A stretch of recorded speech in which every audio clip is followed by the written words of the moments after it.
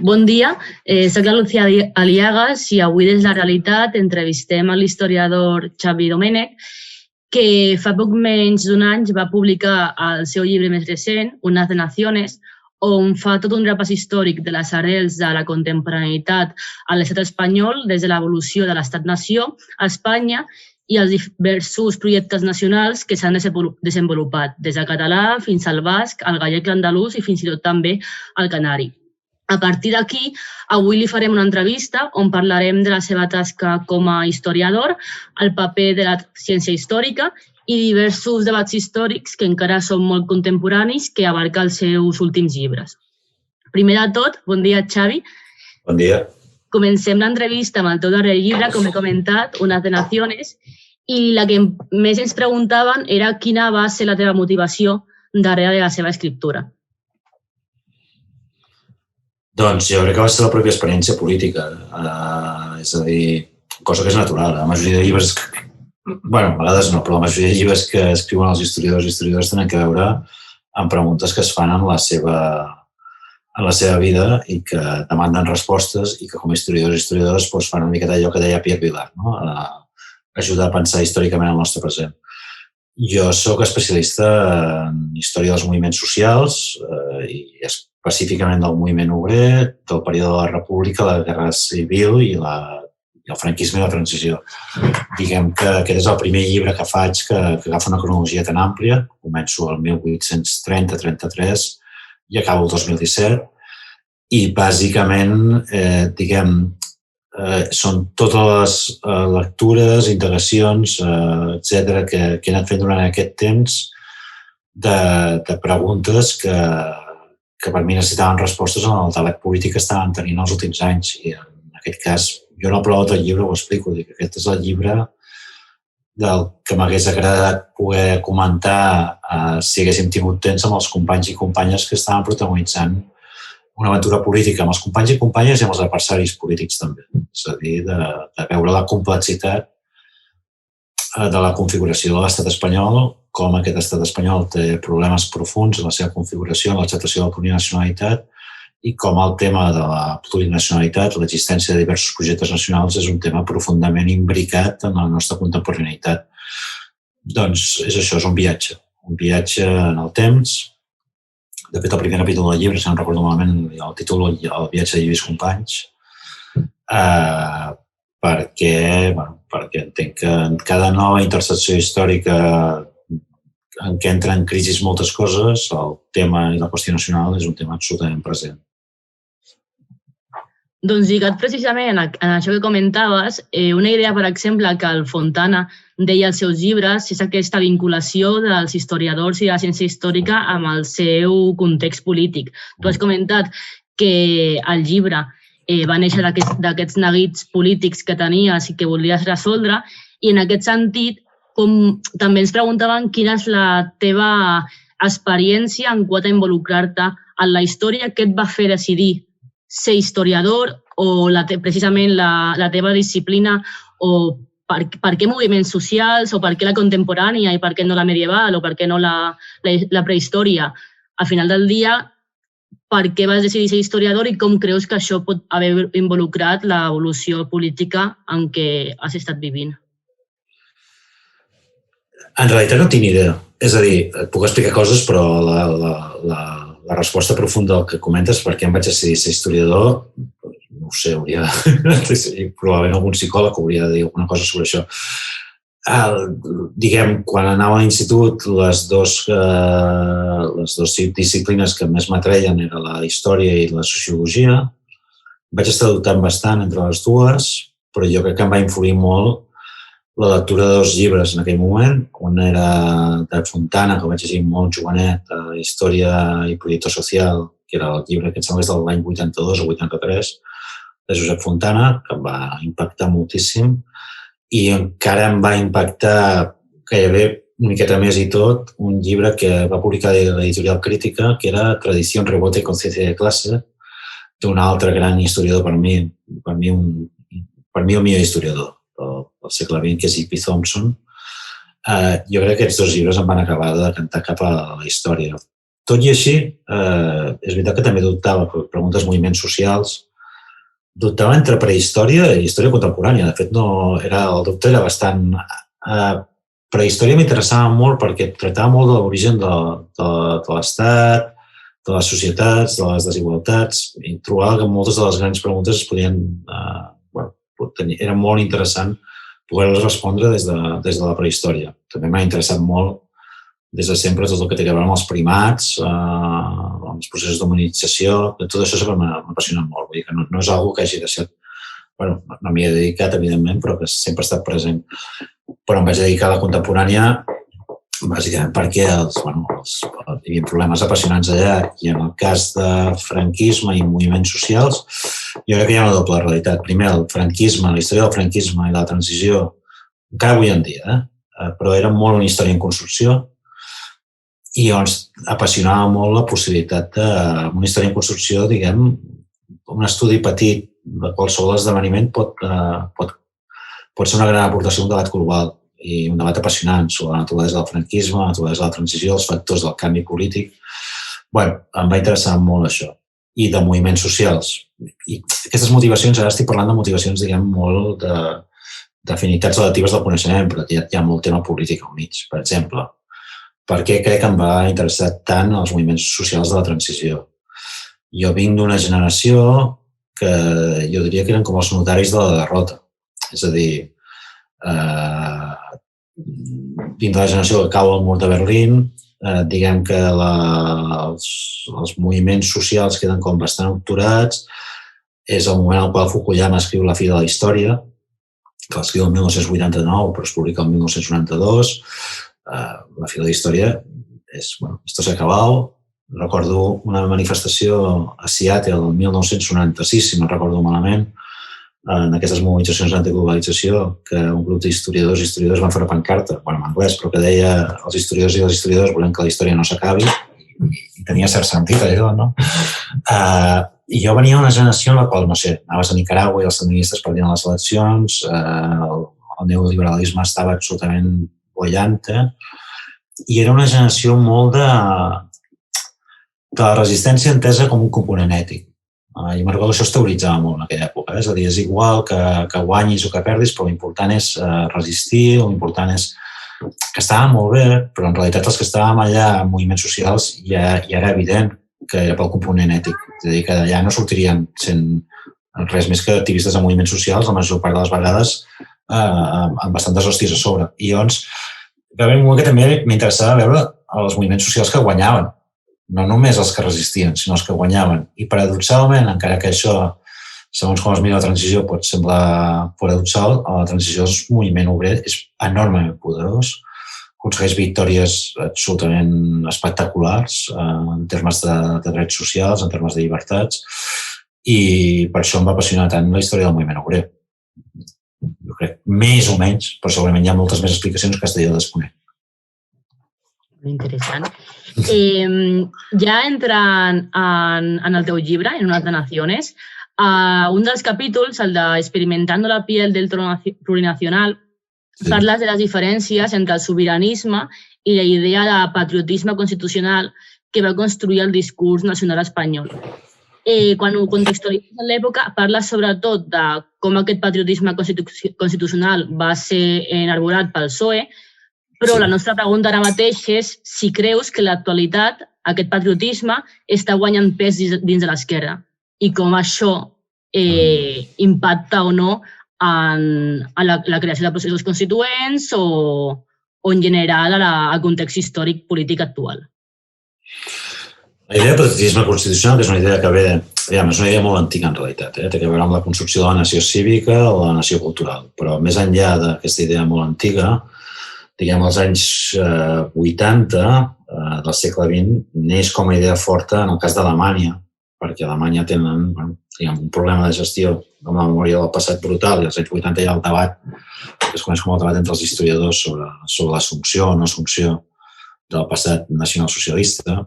I llavors aquí Habermas, un filòsof molt dominant en aquella època, llença la idea aquesta del patriotisme constitucional, però entesa com una idea que ha d'anar lligada, és a dir, una idea de nació com una construcció cívica basada en aquest cas nuclear entorn a la Constitució, i que, però que ha d'anar lligada amb una relectura del passat i amb l'assumpció d'un passat clarament antifeixista. Aquesta idea serà transportada, en el cas del PSOE, a principis dels 90, per aplicar-la en el cas d'Espanya, per poder parlar d'un patriotisme constitucional espanyol que permetia, però sense assumir, recordem que la condemna al franquisme com a règim polític no es produeix durant totes les victòries socialistes. Es produeix a partir del canvi del mil·lenni i perquè ha sigut condemnat pel Parlament Europeu. I clar, quedava molt estrany que un règim com el franquisme, que havia estat condemnat pel Parlament Europeu, encara no s'hagués condemnat pel Parlament espanyol. El PSOE, diguem, llançava aquesta idea de patriotisme constitucional d'una forma que no acabava de fer aquesta relectura del passat, que es demandava en el cas alemany, i que alhora tenia un efecte per mi una miqueta pervers, que era intentar explicar el nacionalisme espanyol com un nacionalisme cívic, de patriotisme constitucional, i situar les altres projectes nacionals a la península, el catalanisme, el País Basc, el galleguisme, etc., com a nacionalismes ètnics i excloents. Per tant, el patriotisme constitucional seria un nacionalisme espanyol cívic i incloent, i els altres serien culturals, per tant, ètnics i excloents. Per tant, hi havia una certa perversitat en aquesta idea, que a més, diguem, no era exactament la que s'havia produït en el cas de Habermas, però és una idea que després, quan el PP arribi al poder, recuperarà. El PP, el 2001, al seu congrés, amb una ponència que fa Josep Piqué, en aquest cas, dirigent del Partit Popular Català, amb Maria Sanquil, i es fa aquesta selecció, dirigent del Partit Popular del País Basc, fa una ponència on torna a parlar de patriotisme constitucional, pràcticament els mateixos termes que el PSOE. Per tant, és un discurs que en realitat serveix més per legitimar que no per explicar realitats. Per què dic això? La nació espanyola no es funda en la Constitució del 78. La Constitució del 78 es funda en la indissoluble unitat de la pàtria. Per tant, la Constitució del 78 pressuposa l'existència d'una nació prèvia que no serà en tot cas produïda per la pròpia Constitució. Per tant, aquest patriotisme constitucional no revisa ni les seves pròpies bases constitucionals. Llavors, dit això, em preguntava sobre com afecta això als projectes. Bueno, el patriotisme constitucional no crec que afecti de cap manera perquè és una concepció específica. Ara bé, el debat sobre la nació cívica o la nació cultural ètnica és un debat que sempre està present en qualsevol construcció nacional. Sempre. I podràs trobar... És a dir, això és una separació que és més normativa i legitimadora que no pas real. No hi ha cap projecte nacional que no tingui elements culturals i no tingui elements cívics. Cívics vol dir de projecte de futur. És a dir, en el cas del catalanisme, és els modernistes que deien que Catalunya serà moderna o no serà, i Torres i Bages que deia que Catalunya serà catòlica o no serà. És a dir, uns apel·lant a la tradició, els altres apel·lant al projecte de futur. Això hi és en qualsevol construcció nacional. Ara bé, hi ha construccions nacionals on ho ètnic pesa molt, molt, molt, molt, i altres construccions nacionals on pesa el cívic. Jo crec que els projectes, i aquest és un debat que sempre està present. Normalment, quan un projecte nacional té poca perspectiva de futur o té pocs horitzons d'esperança, es funda molt més, fa emergir molt més el cívic. Això ho veiem ara mateix també en el cas del sobiranisme català, que sempre ha sigut un projecte, diguem, molt cívic, en aquest sentit, molt de construcció republicana de futur, però veiem com després del 17, després que el procés comencés a mirar més, el procés a partir del 17 va començar a mirar més enrere que cap endavant, clarament, diguem, això ha donat més peu a l'emergència de components més etnicistes, no majoritaris, molt menys. Això crec que no és majoritari, però crec que és molt més present que fa uns anys enrere. Sí. I llavors, com ha de construir-se? Jo diria que és molt evident, en el cas de Catalunya és absolutament evident, que les construccions nacionals han de tenir un component cívic molt potent, molt potent, perquè l'altre serveix per delimitar espais polítics, però no serveix per construir projectes. Doncs lligat al que comentaves al principi de la pregunta anterior sobre com el patriotisme constitucional va construir un nacionalisme cívic, que és l'espanyol, i aquests nacionalismes excloents i ètnics, que serien els perifèrics, com el català o el basc, me'n recorda molt, precisament, a les tesis del Michael Billig, que parlant dels Estats Units, sobretot, parla d'aquest nacionalisme banal i com passen desapercebuts, sobretot els estats-nació constituïts, I en aquest context, com creus que, sobretot, ja es reprodueix a l'estat espanyol i quines repercussions en el nostre dia a dia té quan es parlen d'aquest debat polític que ara mateix és tan actual i que fins i tot, potser, fins i tot part de l'esquerda preca d'aquest nacionalisme banal espanyol, de creure que això, que el català, el basc o el gallec són excloents i trenquen amb la cohesió social, mentre que l'espanyol és inclusiu. La tesis de Billy, que són molt interessants, són de quan no és explícit. Clar, últimament és tan explícit tot que fins i tot és difícil parlar de nacionalisme banal. Clar, era molt sorprenent que en el mateix moment que sota els governs Aznar es parlava de patriotisme constitucional, a la plaça de Colón es va posar la bandera nacional més gran de tota Espanya. És una bandera brutal, una bandera gegantina, que dius, això és patriotisme constitucional, molt identitari aquest patriotisme constitucional. Per tant, no, la tesi del nacionalisme banal és una tesi absolutament central per entendre com és molt fàcil, dit en clau molt més popular, és molt fàcil observar com és, la paja en ojo ajeno i no la viga en el propi, no? És a dir, i per tant, això és una cosa que està allà present. No, el que ha passat ara jo crec que és cada cop més evident, és sobretot a partir de l'octubre del 17, és una emergència molt clara del nacionalisme espanyol. I en el cas de Vox, em sembla, d'un tipus de nacionalisme d'arrel sociològic del franquisme orgànic, no? Franquisme sociològic, es deia abans.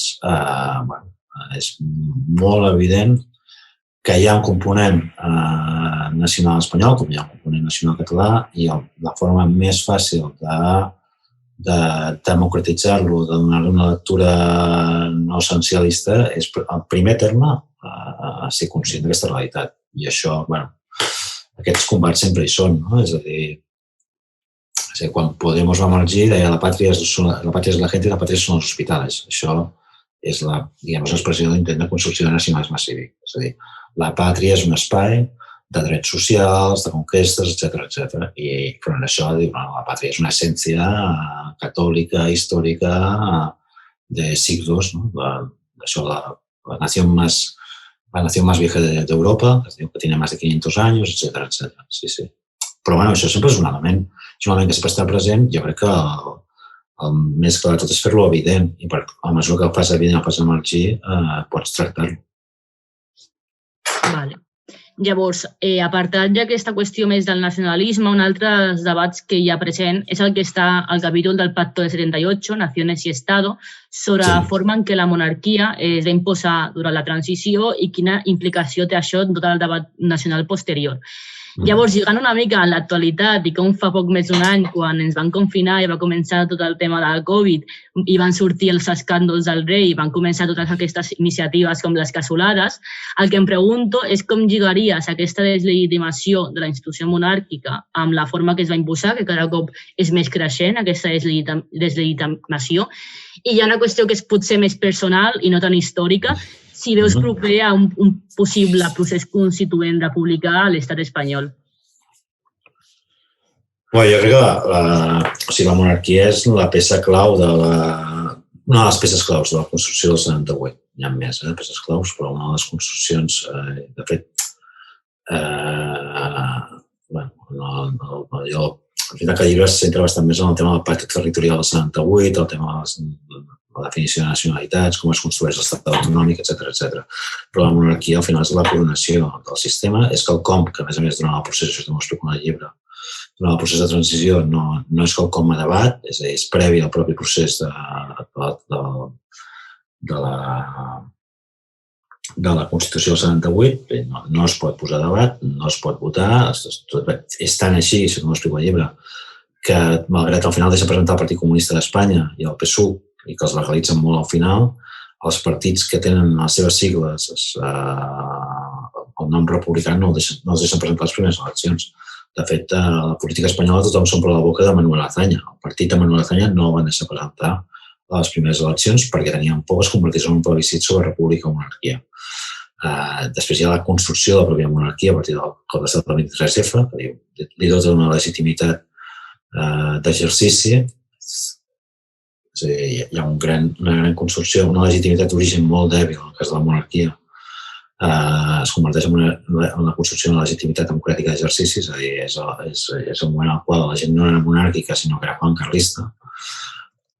Com està això ara? Bueno, en la mesura que, això no ho explico al llibre, és a dir, la mesura que es produeix una crisi, una crisi de legitimitat del sistema polític, una crisi del règim, una crisi d'estat, el paper de la monarquia com a coronació d'aquest sistema cada cop entra més en crisi. Hi ha un moment clau, també intento explicar el llibre, que és el 3 d'octubre, el discurs del rei del 3 d'octubre del 17.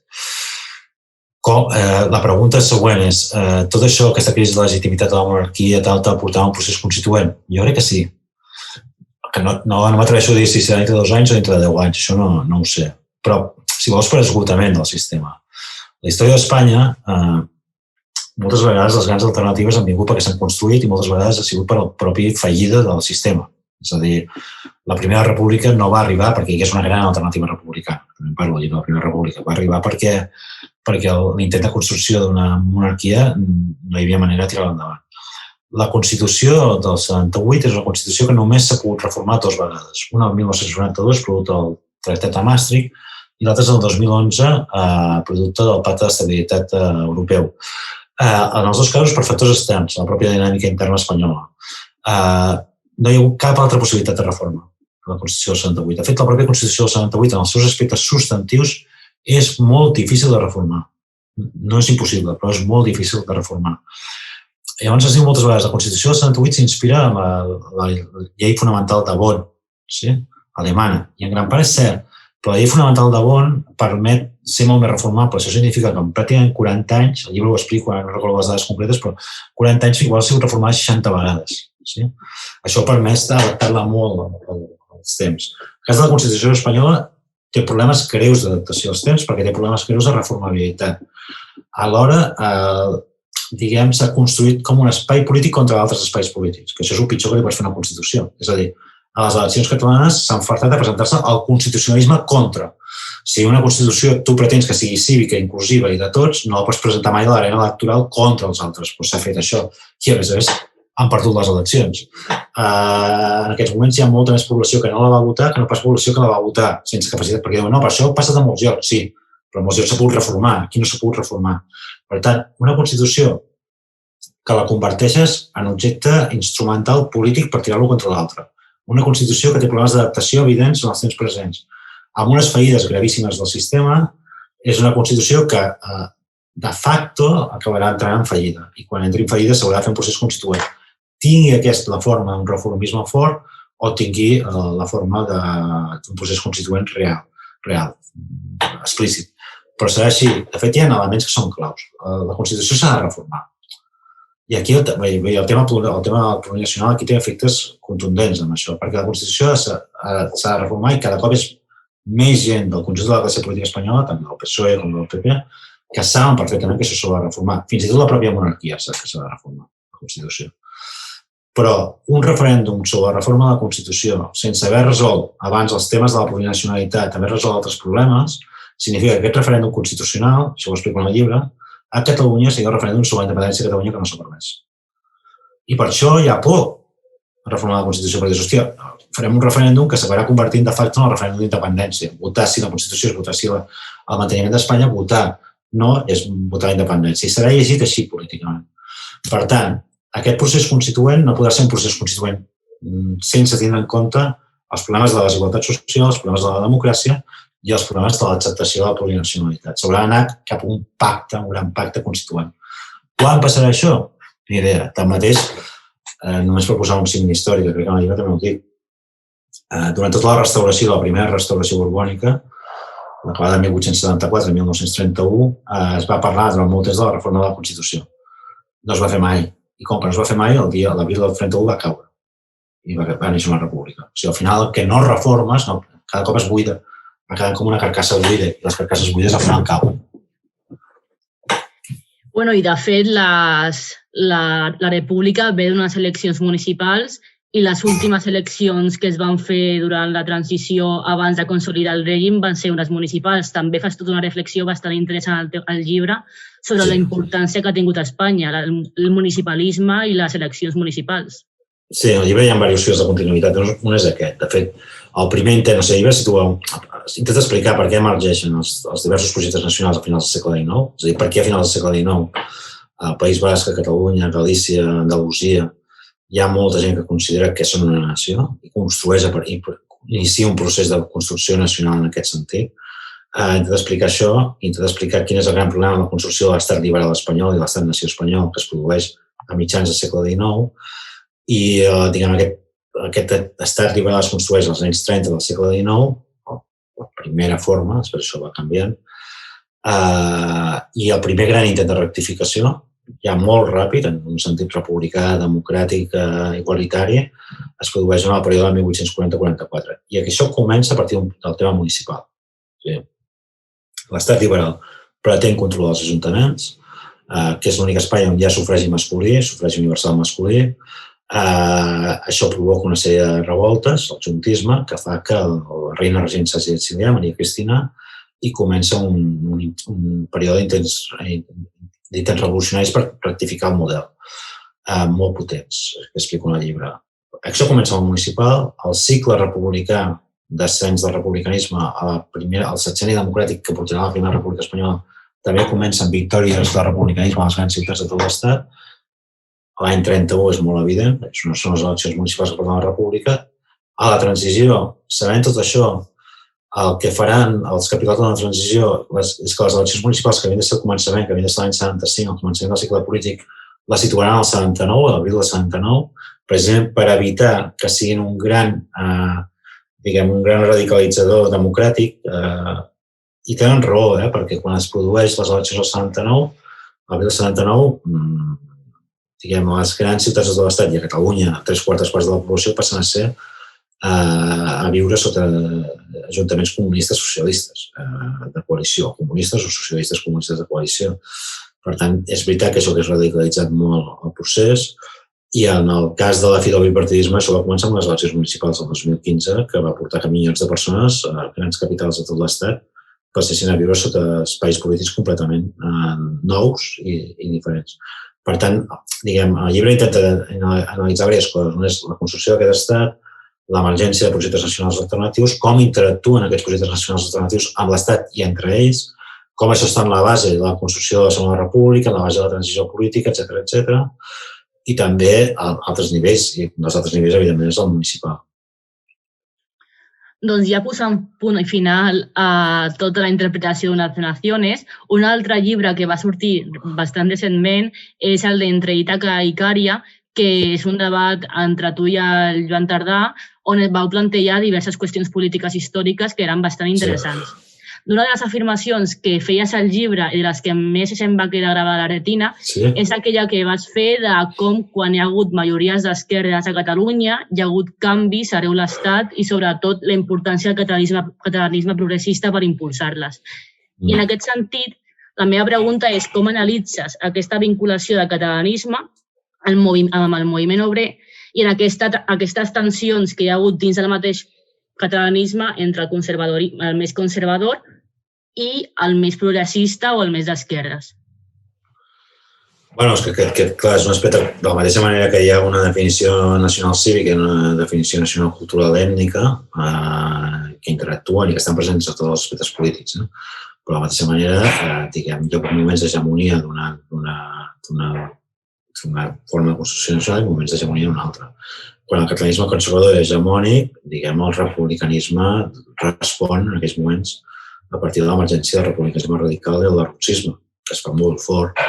Això portarà a que una part del catalanisme comenci a transitar un camí, que és el camí del Layret, de Companys, de Gabriel Alomar, que el portarà cap al catalanisme d'esquerres i el catalanisme republicà, que acabarà esdevenint hegemònic, això ho explico al llibre, però ara no, acabarà esdevenint hegemònic als anys 30. És que és la mesura que tu pots concebre una Catalunya gran o una Catalunya petita. I si és petita, moltes coses quedaran fora de Catalunya. Això és evident. Si el concebes com a gran, doncs és una Catalunya que serà gran, efectivament. Clar, això té moltes transmutacions. Aquí, per exemple, el paper, en el cas de l'antifranquisme, que es juga, també t'ho explicar, és a dir, com l'antifranquisme catalanisme i antifranquisme són pràcticament ocupen el mateix espai, és a dir, pràcticament. És a dir, gairebé tot l'antifranquista és catalanisme i gairebé tot el catalanisme és antifranquista. Per tant, en aquest moment té una potència absolutament enorme, que és una potència que explica la gran potencialitat d'un antifranquisme molt complex en el cas de Catalunya, és a dir, no hi ha altres casos a l'Estat en el qual hi hagi sectors tan diversos implicats en l'antifranquisme, cosa que no és, perquè a vegades s'entén malament, això no significa una falta de potència del moviment obrer, sinó al contrari, és a dir, una capacitat de potència i d'hegemonia del moviment obrer molt més àmplia, perquè actua sobre molts més sectors socials, que explica la potència de l'antifranquisme a Catalunya, que és brutal, i tots aquests elements són claus en la transformació de l'Estat. És a dir, la Segona República no és comprensible sense el catalanisme. El Plat de Sant Sebastià es pot llegir, té diverses possibilitats de lectura. Una és molt evident, que és el gran pacte entre els republicans espanyols i el catalanisme. De fet, un pacte basat en l'autodeterminació, explícitament, això ho explico en el llibre, el dret a l'autodeterminació. Això donarà peu al naixement de la Segona República, que tenim Catalunya en les seves bases fonamentals, i per això també la qüestió nacional de la Segona República és la qüestió catalana, no és la qüestió basca, sinó que és la qüestió catalana, perquè Aztaña, perquè tots els polítics espanyols saben perfectament que ho intenten solucionar d'alguna manera via l'autonomia, que l'autonomia neix pel cas català, només per pensar per tot l'Estat, o si no, la república serà molt dèbil. Fins i tot l'Errups acaba votant a favor de l'Estatut català, perquè sap perfectament que si no la base de la república quedarà diluïda. En el cas de la transició és molt evident l'impacte de l'antifranquisme català en el procés de transició política. I, de fet, l'acceptació del... I aquí també del basc. El llibre, abans estem estudiant el tema català, el llibre intento explicar el gallec, el basc, el català i les diferents, que tenen diferents línies d'actuació. El cas del País Basc també s'ha fet, el nacionalisme basc s'ha fet enormement fort sota el franquisme. Enormement fort. És a dir, probablement el procés d'intent de nacionalització espanyola del franquisme que va produint més nacionalització negativa, és a dir, gent que ha optat per altres projectes nacionals que no pas gent que s'hi ha adherit, en aquest sentit. Tot això influeix enormement sobre els canvis polítics i això és evident ara. Una cosa és que a vegades no sembli evident per a aquells que viuen en aquest context, però és evident que si ara mateix existeix una alternativa progressista a l'Estat, front a les tres dretes, existeix en la mesura que aquesta alternativa progressista estigui recolzada per les expressions polítiques de la plurinacionalitat. És així. No hi ha alternativa, això. Estaria bé que aquesta dada de fet es convertís en una dada que permetés desenvolupar projectes polítics, que no només fes una dada de fet, però que és així, és evident. I en aquesta línia, precisament, i molt lligat al que comentaves, també vas comentar entre Ítaca i Icària com l'esquerra necessitava un horitzó d'esperança i de canvi i com l'esquerra independentista havia construït aquest horitzó al voltant de la independència, però que la que no és independentista potser li manca. Què creus que podria ser aquest horitzó? No, jo crec que les grans forces del canvi que van acabar amb el bipartidisme el 2015-2016, el gran horitzó d'esperança era el propi canvi.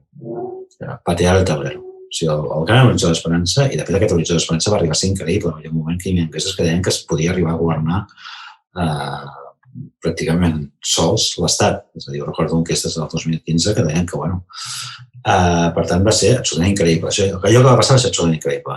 No sé, nosaltres sempre fixem molt el que va passar a Barcelona, però, no sé, Santiago, a Coruña, Santiago, o sigui, les piedres d'Espanya, Santiago, allà que devien sentir nacionalistes espanyols de dretes al veure les marees ocupant el poder devia ser brutal, és a dir, devien tremolar les pedres d'Espanya, l'any 1000, és a dir, Cádiz, Saragossa, València, és a dir, va ser molt espectacular el que va passar. I a l'arribada al cor del sistema polític espanyol, que és el Congrés de Diputats, també va ser molt espectacular, molt. La fi del bipartidisme, sí, és històric. Ara bé, aquest horitzó d'esperança era el propi canvi, però aquest propi canvi, quan es consuma amb límits, amb frustracions i amb èxits, es queda sense el propi horitzó d'esperança. Per tant, jo crec que aquest horitzó, i en el cas de Catalunya, la construcció de l'horitzó d'esperança era la independència. Que també té problemes, perquè quan promets el cel en 18 mesos, si després no és el cel, Jo no dic només que els horitzons de l'esperança s'han de construir també amb plausibilitat de poder arribar-hi, no? Perquè si no acaba sent una frustració molt potent.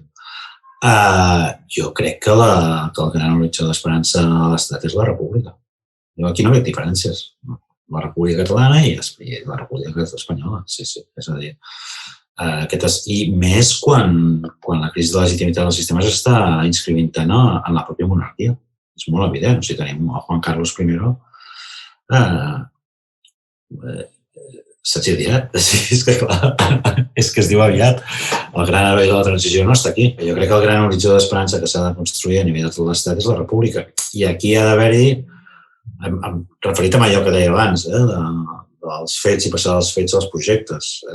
Jo crec que aquí els diferents sobiranismes d'esquerres de tot l'Estat, cosa que, per exemple, l'Izquierda Abertzale jo crec que ja està fent, el Bloque també, en el cas de Galícia, els diferents sobiranismes d'esquerres de tot l'Estat, el cas del catalanisme està una mica ensimismat en si mateix, també normal, perquè l'experiència que s'ha viscut aquí és molt intensa, però estan fent una aposta molt clara per intervenir en l'escenari de l'Estat. Jo crec que aquí s'han de construir agendes que... Les agendes no poden ser mimètiques, cadascú té els seus objectius, però poden haver-hi parts dels camins que es poden fer junts. Sobretot quan, a més, el problema que s'està enfrontant tothom és l'Estat. És un dels grans temes del llibre, és a dir, l'Estat com a ens en si mateix, més enllà dels governs. És a dir, l'Estat ara mateix es veu claríssimament els conflictes que hi ha entre el govern i el poder judicial, per exemple, per posar un cas. El tractament que té les forces del canvi a l'Estat és duríssim. I en el cas dels sobiranismes d'esquerres de les nacions subestatals, perifèriques o alternatives, com els vull dir, és el mateix. Per tant, aquí hi ha d'haver agendes comunes de transformació col·lectiva. Vale. D'acord, ja per anar posant punt i final, ja tenim dues preguntes més lligades a la teva experiència en política. Vas ficar-te de ple a la política institucional l'any 2015, deixant-la més de banda durant l'estiu de 2018, quan vas dimitir del grup parlamentari. Llavors, entenent que la política és feixuga i és esgotant, la primera pregunta és com viu un historiador el fet de ficar-se en política i estar a primera línia? O sigui, creus que condiciona la teva professió en el desenvolupament de la teva activitat política? Per la intensitat de l'experiència, segur. Fins i tot a nivells que no deuen ser conscients, és a dir, això seguríssim. Com ho vaig viure? Ho vaig viure com una cosa molt apassionant. Té poca importància al final, perquè això és una experiència col·lectiva i tal, però tenim molt poca importància. Com a experiència va ser apassionant i l'aprenentatge va ser enorme. I, de fet, per entendre fins i tot algunes dinàmiques d'història política, jo crec que Déu-n'hi-do, l'experiència que em vaig emportar. Per tant, no, en aquest sentit, molt positivament. És a dir, i crec que sí, que evidentment, el mateix llibre que Todas las Generaciones, en aquest llibre, tu abans em preguntaves per què el vaig escriure. Havia de ser un llibre sobre, de fet, l'encàrrec editorial que vaig plegar era aquest, era un llibre sobre l'actualitat. I els hi vaig dir, faré una petita introducció d'història. La introducció de la història ràpidament va tindre 100 planes i després 200 i al final l'actualitat va quedar amb els dos capítols finals, no fet amb el capítol final, perquè el capítol anterior és dels 80 i 90, també és història en aquest sentit. De fet, va ser un trànsit, jo crec que va ser un trànsit altra vegada de la faceta política cap a la històrica. És a dir, un retorn a la meva faceta d'historiador, que és el que m'agrada. La política m'apassiona, però la història també. Per tant, aquest viatge per mi ha sigut un viatge important en aquest sentit i marca clarament també els projectes que tiro endavant, almenys fins ara. I en aquest sentit, també em preguntava si vivint la política tan endins i tenint sempre present la història com a historiador, has sentit la tentació de fer extrapolacions de l'actualitat en altres experiències històriques? I, si és així, si hi ha algun moment que destacaries especialment de dir, ostres, això és molt semblant a X procés històric que t'han estudiat. Primer, sí, és inevitable, com a historiador suposo que és inevitable aplicar una mirada històrica. A més, aquí hi ha una relació que jo crec que jo això ho vaig descobrir no en l'experiència política institucional, sinó fins i tot abans, que és sempre els historiadors tenim aquella frase de hem d'entendre el passat per comprendre el present, per poder transformar el futur o alguna cosa així. I sembla que és a dir, que el passat ens ajuda a entendre el present. Això és més dialèctic. A vegades, cada nou present ens aboca a entendre el passat de formes diferents i cada nou present ens permet fer preguntes que abans no ens havíem plantejat al passat i buscar respostes diferents al passat. Llavors, jo crec que l'experiència global de l'últim mil·lenni, des de l'inici del nou mil·lenni, és una experiència de transformació del passat en la mesura que s'ha transformat el present. És a dir, el passat no és un objecte únic que està allà. I, de fet, això fa tan apassionant la lectura del passat, perquè busques coses noves en cada moment. Per tant, la pregunta quina era, perdona? Ja m'he despistat. Hi ha algun moment concret... Els moments històrics, sí. La mirada, doncs, evidentment, sempre els interrogants sobre el present provocaven nous interrogants sobre el passat. Sobre períodes històrics, és que això depèn de cada moment. És a dir, en algun moment he volgut veure alguna primavera republicana, en altres moments, en el tema, per exemple, més de situació sistèmica, sempre la primera gran crisi del capitalisme, que és la que va de 1874 a 1891, que en realitat, més que una crisi, és una gran mutació del capitalisme i alhora és una gran mutació de les estratègies de les esquerres. És el moment, el gran debat entre aquells que creien que s'havien de saltar els cels, aquells que creien que ens havíem de desconnectar i crear un món a part, cooperativisme, utopies, etc., i aquells que apostaven per fórmules més graduals. Aquell gran debat va acabar amb una recomposició específica, que va ser exitosa durant el segle XX. I dic recombinació, perquè aquests debats entre les esquerres sempre sembla que hi hagi un model que s'acabi imposant a la resta i que el resta no serveixi. Normalment no és així. Normalment el que hi ha barreja dels models amb composicions específiques. Això es marca al segle XX. Aquest període sempre té un molt present durant tot aquest temps. Després, en termes de sistema polític, clar, sempre penses... Recordo quan vam muntar l'Assemblea de Parlamentaris de Saragossa al setembre del 17, abans de l'octubre del 17, per reunir representants de 6 milions de persones, el model era molt clar. El model el vam treure de l'Assemblea de Parlamentaris de 1917. Vull dir que la història ha estat molt present en moltes coses. Curiosament, perquè sempre s'ha apel·lat a les noves forces polítiques de ser adanistes i de que no tenen en compte el passat, i jo crec que no són ni conscients ells, molt més en compte que tenim el passat nosaltres, que molts dels que pensen que venen de molt lluny. Quan en realitat la història és molt llarga i l'experiència a vegades és curta. D'acord, doncs ja hauríem acabat. Ja estan totes les preguntes. Moltes gràcies, Xavi. A vosaltres. I la veritat és que crec que, espero que treguis més llibres, perquè la veritat està bastant interessant en les nacions i crec que serveix molt a les que estudiem història i volem dedicar-nos a la història per tenir una mirada molt més àmplia dels processos. Intentaré treure més i m'alegro molt que l'hagis llegit d'aquesta manera. Moltes gràcies.